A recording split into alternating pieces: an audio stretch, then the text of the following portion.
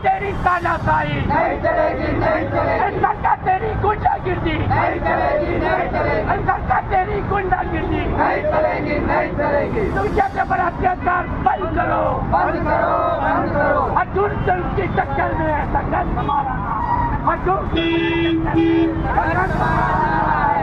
जुल्म की टक्कर में बंद करो, विद्यार्थी अत्याचार बंद करो, बंद करो, बंद करो। દિલ્હીમાં જે વિદ્યાર્થીઓ જંતર મંતર પર બેઠા છે એમના ઉપર જે લાઠીચાર્જ કરવામાં આવ્યો છે એના સમર્થનમાં અને નીટ પેપર લીક બંધ થાય એના સમર્થનમાં આ રેલી કાઢવામાં આવી છે।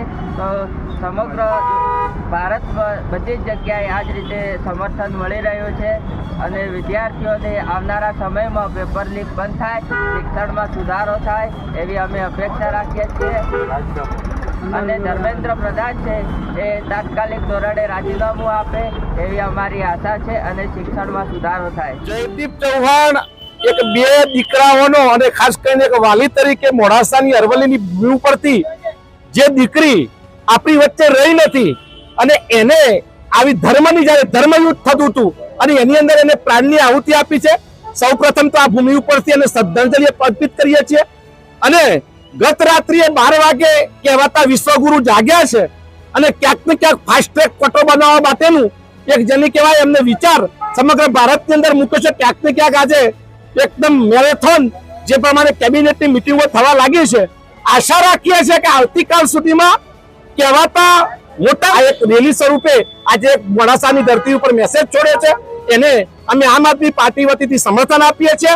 એક ન્યાયિક તપાસ થાય અને ખાસ કરીને પોલીસ દમન અને જે પ્રમાણે બિન ડ્રેસની અંદર સિવિલ ડ્રેસની અંદર નેમ પ્લેટ વગરના જે ગુંડાઓ જે વિદ્યાર્થીઓ ઉપર જંતર મંતરના ગ્રાઉન્ડ ઉપર તૂટી પડ્યા છે એનો ચોક્કસ જસ્ટિફિકેશન ચોક્કસ ન્યાય જોઈએ। બાકી આખો દેશ સાક્ષી બન્યો છે કે વિદ્યાર્થીઓની ગોત ખોડી નાખી છે। પોલીસ તંત્ર સવારથી જ અમારા સંપર્કમાં છે। હું માનનીય ડીએસપી સાહેબને કહેવા માંગુ છું મોડાસાની ધરતી ઉપરથી કે આ જિલ્લો એક એવો છે સેન્ટરની અંદર કે જેટલા પેપર ગુજરાતમાં ફૂટ્યા છે, ચાહે ચોયલા ગામનો નરાધમ જોઈ લો, ચાહે અહીંયા બાજુમાં ઇટારી ગામનો નરાધમ જોઈ લો, ખુલ્લેઆમાં લુખ્ખાઓ ફરે છે।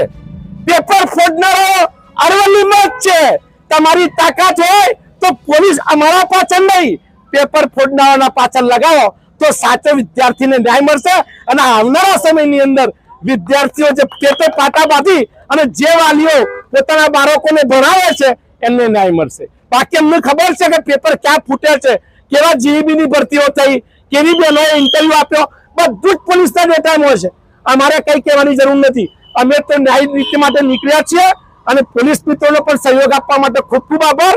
પણ અમારા પાસે જેટલી વોચ રખાય છે એનાથી